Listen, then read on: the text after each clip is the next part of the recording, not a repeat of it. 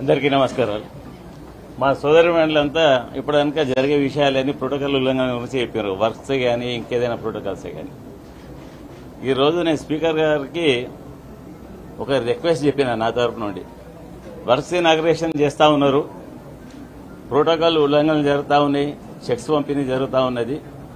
ఎట్లయితే అవన్నీ చేస్తూ ఉన్నారో ఓడిపోయిన ఎమ్మెల్యేలను కూడా ఓడిపోయిన అభ్యర్థులను కూడా ఇక్కడ హౌస్ లో పర్మిట్ చేయమని రిక్వెస్ట్ చేశాను.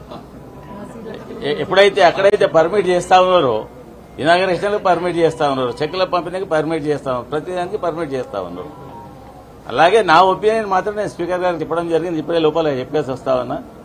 ఈ రాబోయే శాసనసభ సమావేశాల లోపల ఓడిపోయిన అభ్యర్థులను హౌస్ కు పర్మిట్ చేయండి, వాళ్ళని కూడా అలౌ చేయండి అని చెప్పిన.